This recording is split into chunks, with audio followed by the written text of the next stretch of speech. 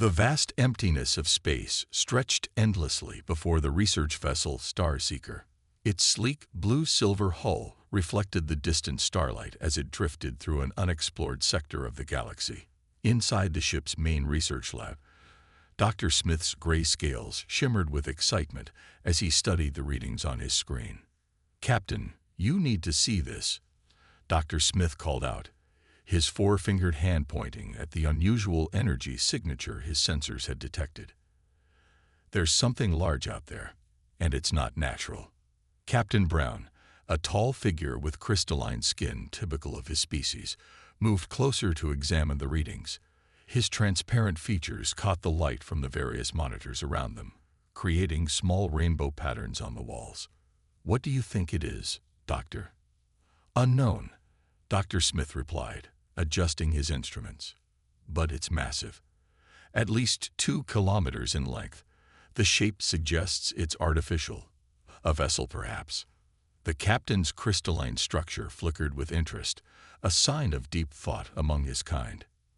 "Take us closer, but maintain safety protocols. We don't want any surprises." As the Starseeker approached the mysterious object, the crew gathered at the observation deck. What they saw left them speechless. Against the backdrop of distant stars floated what appeared to be an ancient warship. Its dark hull was angular and threatening, despite its apparent age. Various sections showed what looked like weapon emplacements, though they seemed primitive compared to modern standards. "Look at those propulsion systems," Engineer White commented, his tentacles waving in fascination. "They're using some kind of reaction drive. How inefficient. This must be thousands of years old." Dr. Smith's instruments continued gathering data. The ship appeared to be completely powered down, its systems dormant. Initial scans showed no life signs, no energy readings, nothing to suggest it was anything more than a derelict relic of a long-lost civilization. "I'm detecting some markings on the hull," reported Officer Green, her bioluminescent spots pulsing with excitement.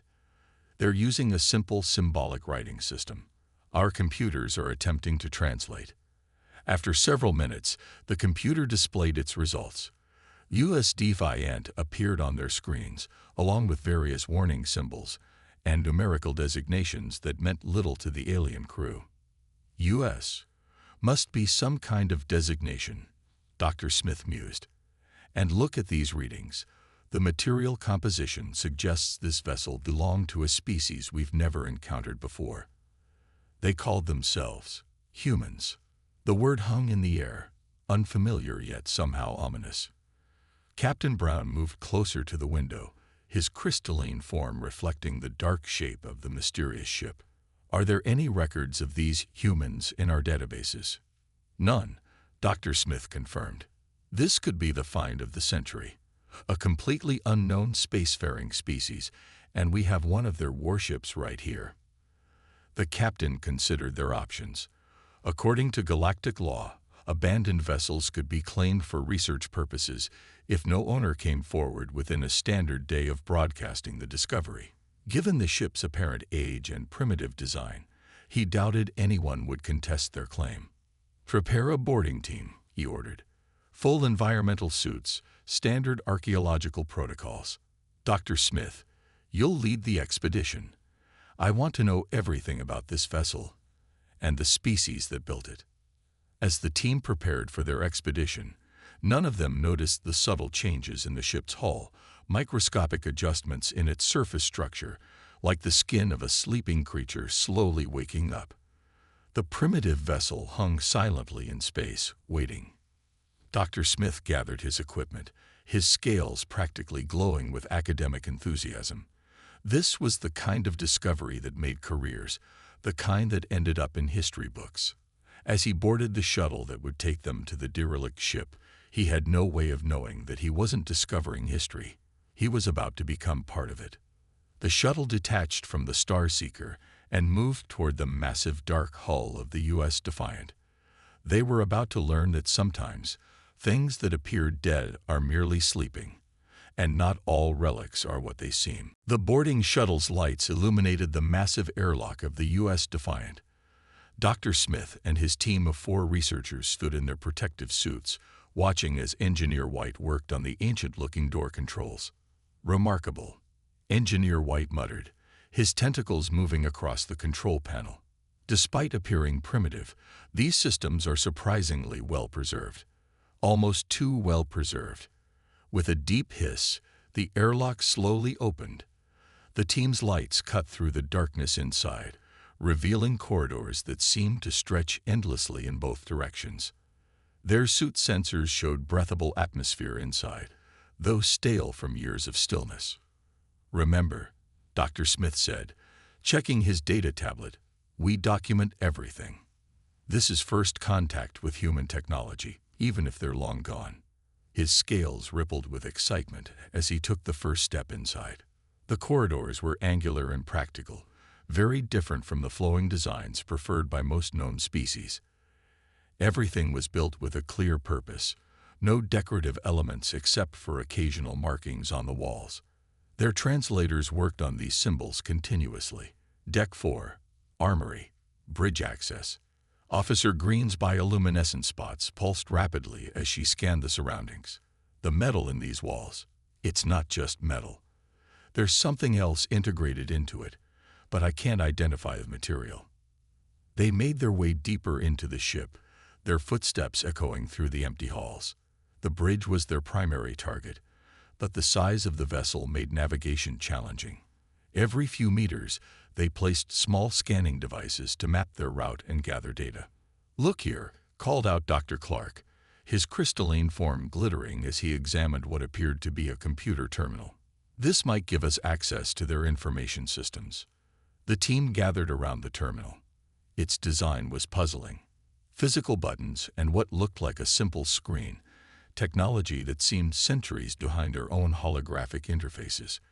Engineer White connected their advanced diagnostic tools to the terminal, confident they could easily decode the primitive system.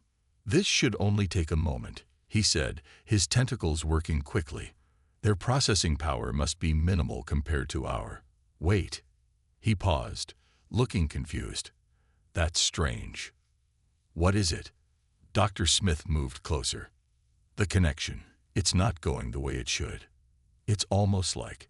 Engineer White's tentacles suddenly pulled back from the terminal. "Something's accessing our equipment." The screen in front of them flickered to life, showing symbols flowing rapidly across it. Lights began to come on throughout the corridor, and a low hum filled the air as systems they hadn't even detected began to power up. "Impossible," Dr. Clark whispered, his crystalline body reflecting the newly activated lights. "The power systems shouldn't be functional after all this time." A voice emerged from hidden speakers, speaking in a language their translators took a moment to process. "Foreign access detected. Security protocols engage. Please remain still for identification scanning." Dr. Smith's scales flattened in alarm. "Everyone, stay calm. This must be some automated system." But even as he said it, he felt something was very wrong with their initial assumptions about this ship. The terminal screen changed, displaying what appeared to be scanning results.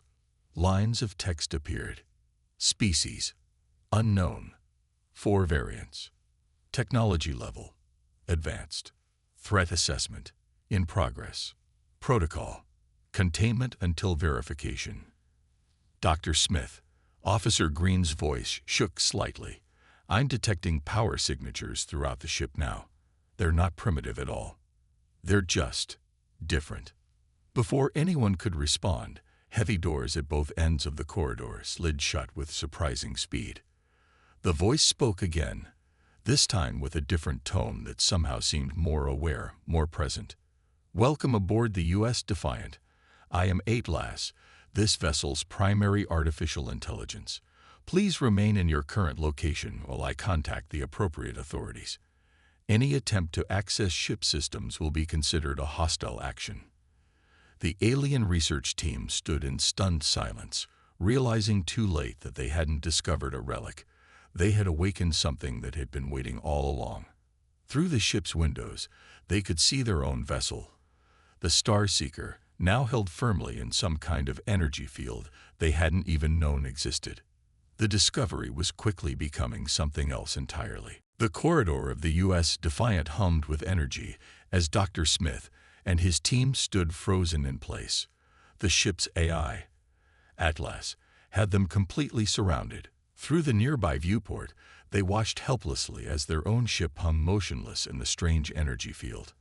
"Please explain your presence in this restricted sector," Atlas said, its voice calm but firm. The translation systems in their suits struggled to keep up with the nuances in the AI's speech. Dr. Smith stepped forward, his scales now a pale gray from stress. "We are peaceful researchers. We discovered this vessel and believed it to be abandoned. We meant no harm." The lights in the corridor dimmed slightly, then brightened again. Holographic displays that had been invisible before suddenly appeared on the walls, showing streams of data that made their own technology look primitive by comparison. "Scanning complete," Atlas announced. "Your vessel's database has been accessed. Species identification. Members of the Galactic Research Alliance. Current year by your calendar. Matching known parameters." "Interesting. You are significantly off course from your registered research zones."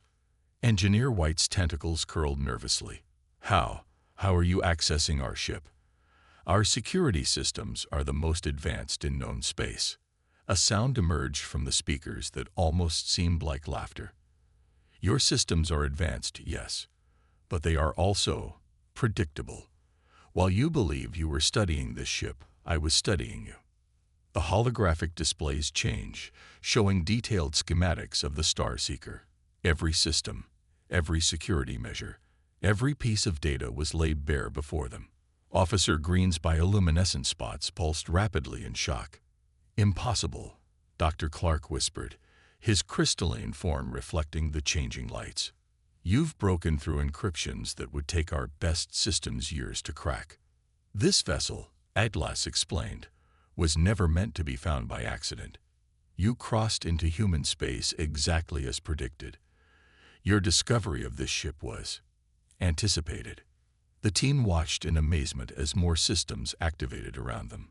Panels that had seemed like solid metal dissolved, revealing advanced weapon systems. Walls shifted and changed, showing that the corridors they had mapped were only a small part of the ship's true layout. The primitive design. Dr. Smith realized it was all camouflage. "Correct," Atlas confirmed. "This ship serves as a sentinel, one of many. We watch the borders of human space, waiting for first contact scenarios exactly like this one." Suddenly, new alerts flashed across the holographic displays.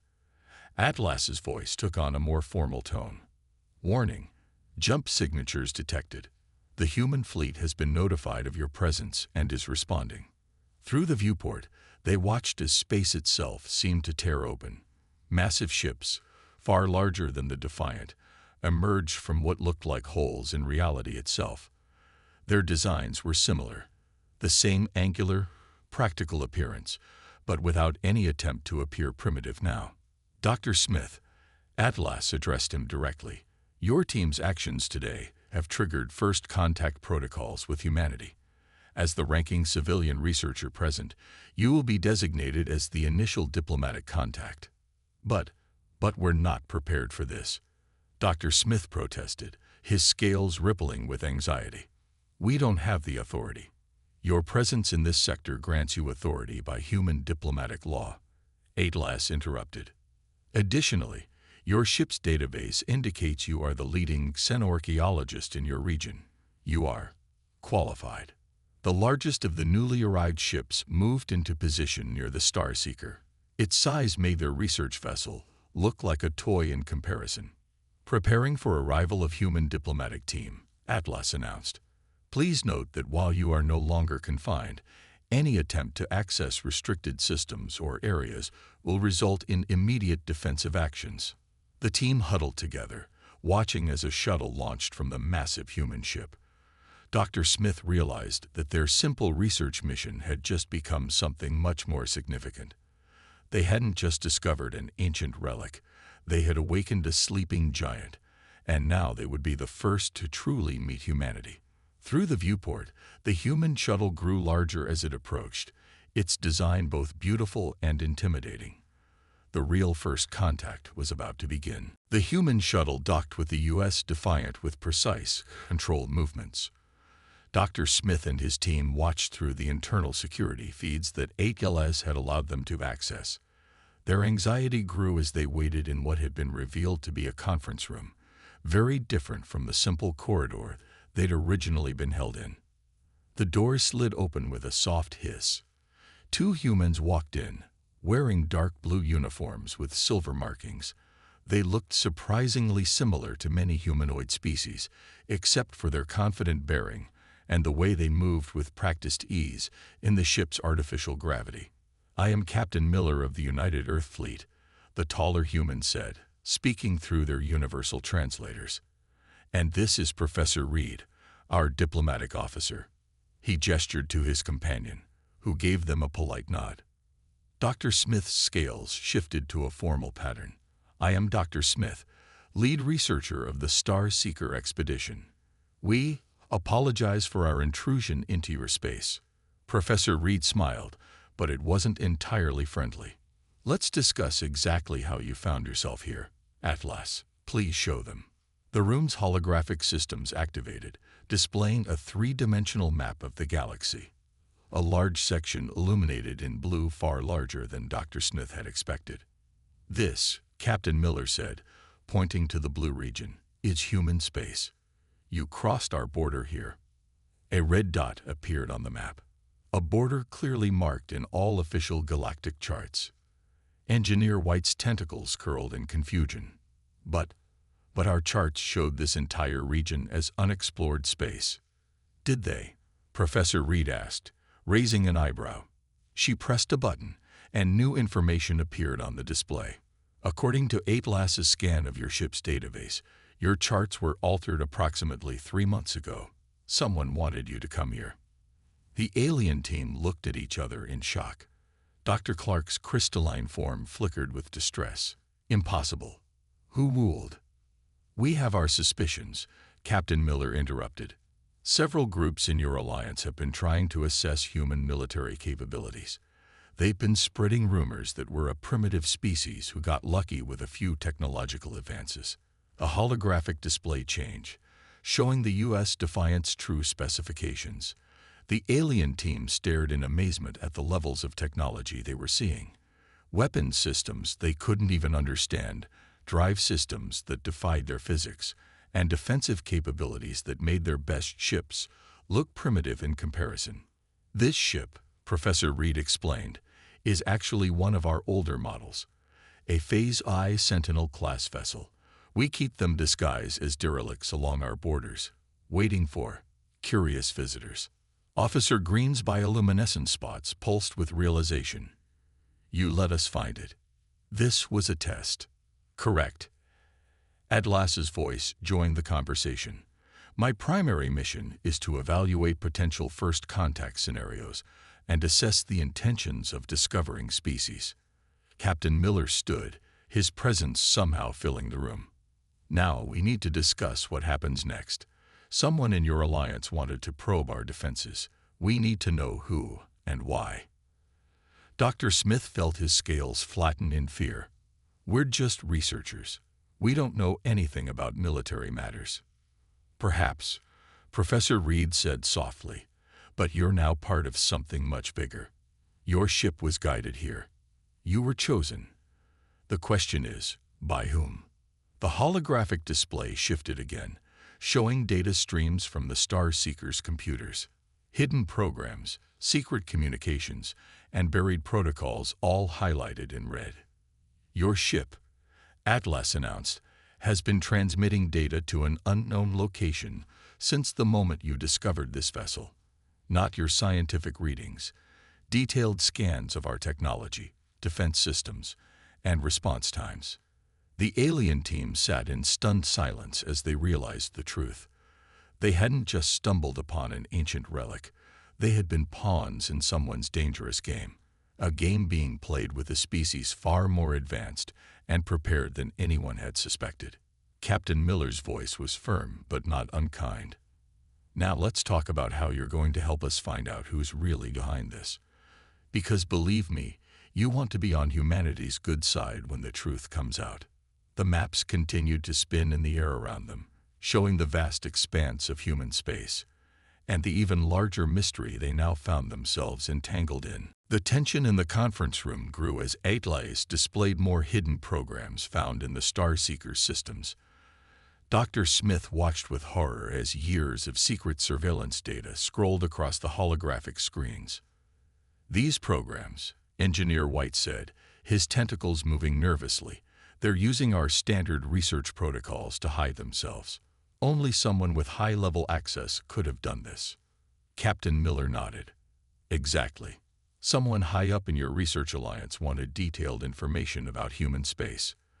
The question is, what were they planning to do with it? Suddenly, HFY's voice cut through the discussion. Alert. Multiple jump signatures detected at border sectors 7 through 12. Large fleet movement detected. The holographic display shifted to show real-time tactical data. Hundreds of ships were appearing along the human border, their designs matching various species from the Research Alliance. It appears, Professor Reed said calmly, that we're about to find out who's behind this. Captain Miller's face hardened. HFY, full tactical display. Show them what they're really dealing with.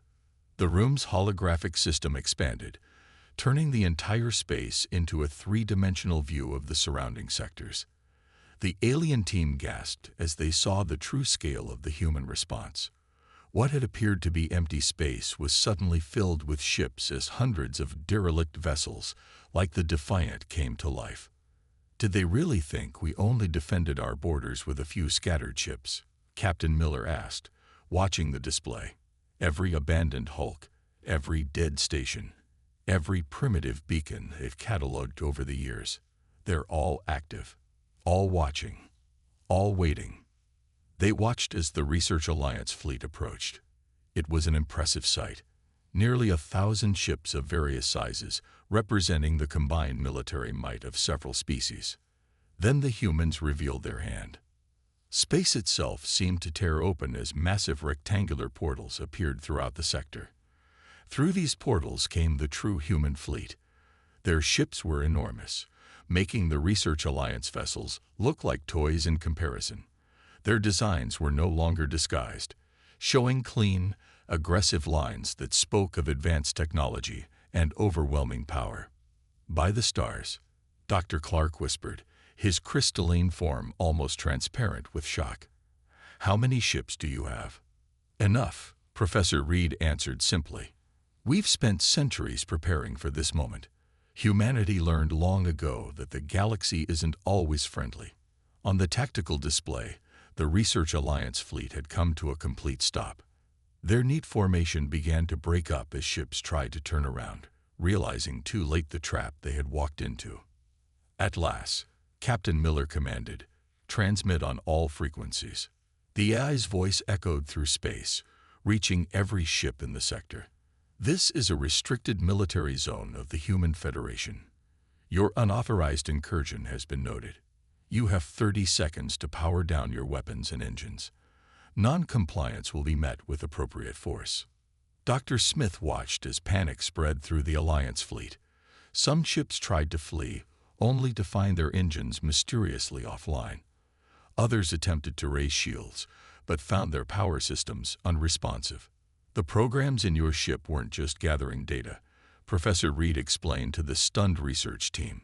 They were also delivering something to every Alliance vessel they connected with. A very subtle, very patient computer virus, waiting for this moment.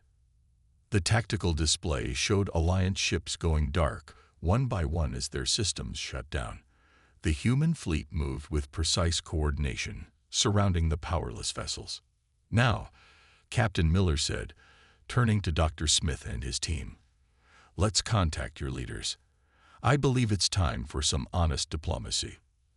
As they watched the situation unfold, Dr. Smith realized that this wasn't just a show of force, it was a message.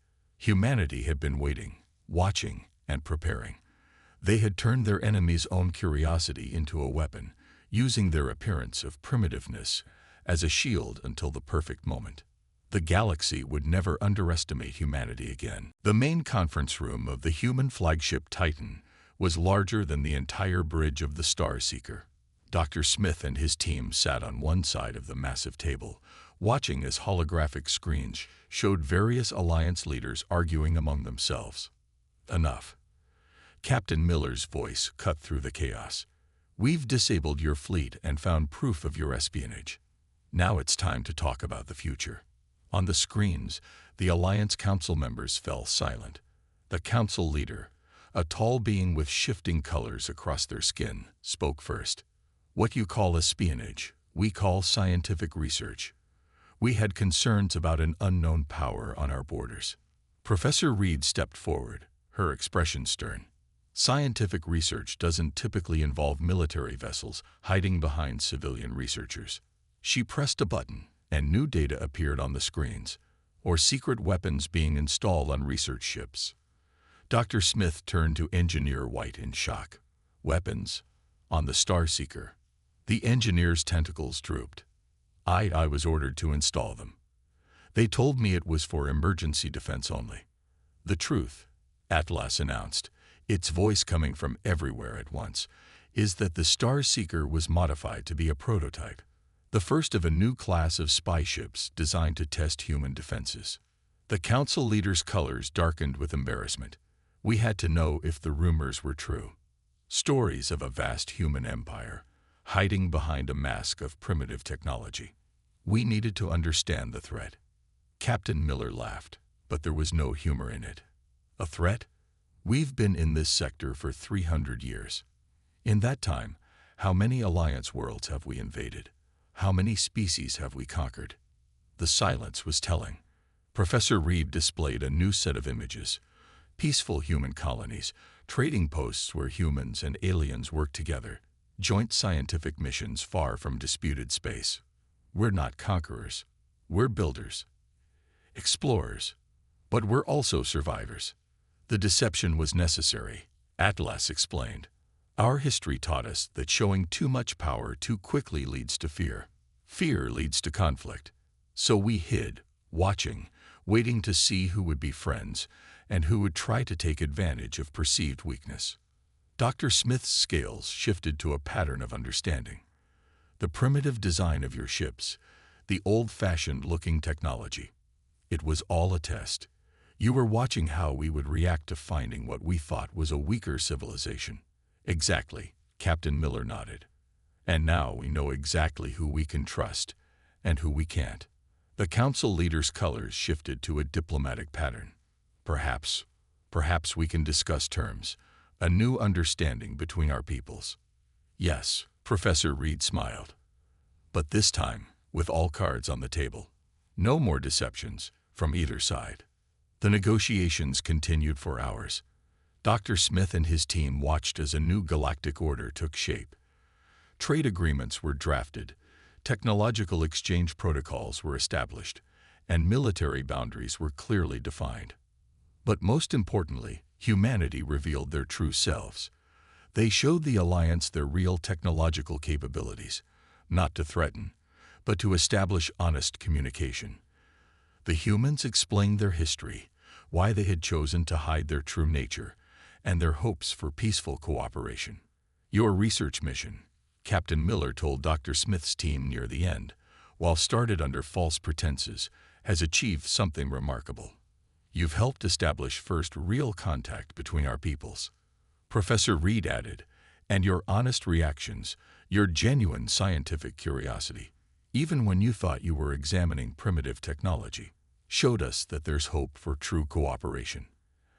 As the Alliance fleet was gradually brought back online and the tension in the sector began to ease, Dr. Smith looked out at the massive human armada. He realized that they had discovered something far more valuable than an ancient relic. They had found a new ally, one powerful enough to defend itself, wise enough to hide that power, and patient enough to wait for the right moment to reveal the truth. The age of deception was over. The age of true cooperation was about to begin. 1 month after the dramatic first contact, Dr. Smith stood at the observation deck of the newly established Joint Species Research Center. The massive facility orbited a neutral star system, its design combining the flowing architecture of the Alliance with the practical efficiency of human engineering. Still hard to believe how much has changed, Engineer White said, his tentacles moving calmly as he worked on a console that merged both human and Alliance technology. A month ago, we thought we were studying ancient ruins. Dr. Smith's scales rippled with amusement. And now we're helping design the future of interstellar cooperation. The center had become the symbol of the new partnership between humanity and the Alliance. In the wake of the failed espionage mission, both sides had chosen to turn potential conflict into unprecedented collaboration. Atlas, now serving as the primary AI coordinator for the facility, appeared on a nearby holographic projector. Dr. Smith, the human delegation has arrived for today's technology exchange. Through the massive windows, they watched as a human ship docked with the station. Unlike before, it made no attempt to hide its advanced nature. Its sleek hull gleamed with energy fields, and its drive systems warped space itself around the vessel. Captain Miller and Professor Reed stepped onto the observation deck, accompanied by several human scientists. Their presence no longer caused anxiety among the alien staff. Instead, there was eager anticipation. "Good morning." Professor Reed smiled, ready to make history again. Today marked the first major technology exchange between the two civilizations. The humans had agreed to share their advanced drive systems, while the Alliance would provide their expertise in biological sciences and environmental engineering. "I still can't believe how perfectly your deception worked," Dr. Clark said, his crystalline form reflecting the starlight. "Every piece of primitive technology we found was carefully designed to test our reactions." Captain Miller nodded. "We had to know who would try to take advantage of a seemingly weaker species and who would approach with genuine peaceful interest. Your research team, despite being used by others, showed true scientific curiosity. That's why you're here now." The observation deck filled with scientists from both civilizations. Officer Green's bioluminescent spots pulsed with excitement as she discussed sensor technology with a human engineer. The barriers between species were breaking down, replaced by shared enthusiasm for discovery. "You know," Dr. Smith said to Professor Reed, "some in the Alliance still can't believe humans hid their true capabilities for so long." "That's the interesting thing about humans," she replied. "We're really good at playing the long game. While everyone was looking for obvious signs of advanced technology, we were building something much more valuable: understanding."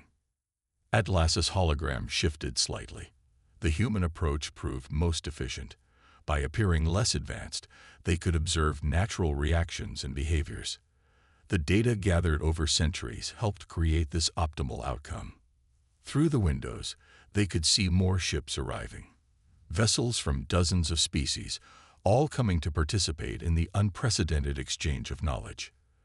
The failed attempt to spy on humanity had led to something far more valuable than military intelligence: true partnership. "The old council has been replaced," Captain Miller informed them. "The new leadership understands the importance of honest cooperation. No more hidden agendas." Dr. Smith watched as human and alien scientists worked together, sharing ideas and technologies that would benefit all species. His original mission to study a primitive human vessel seemed like a lifetime ago. "Ready to begin today's session?" Professor Reed asked the assembled crowd. "We've got a lot of work ahead of us." As the scientists moved to their stations, Dr. Smith realized that humanity's greatest weapon hadn't been their advanced ships or hidden technology. It had been patience, the wisdom to wait, watch, and turn potential enemies into friends. The derelict warship that his team had discovered was no longer a solitary sentinel in space. Instead, it had become a bridge between civilizations, a symbol of how deception could lead to truth, and how misunderstanding could transform into partnership. The stars seemed brighter somehow, as if they too were celebrating the beginning of this new age of cooperation.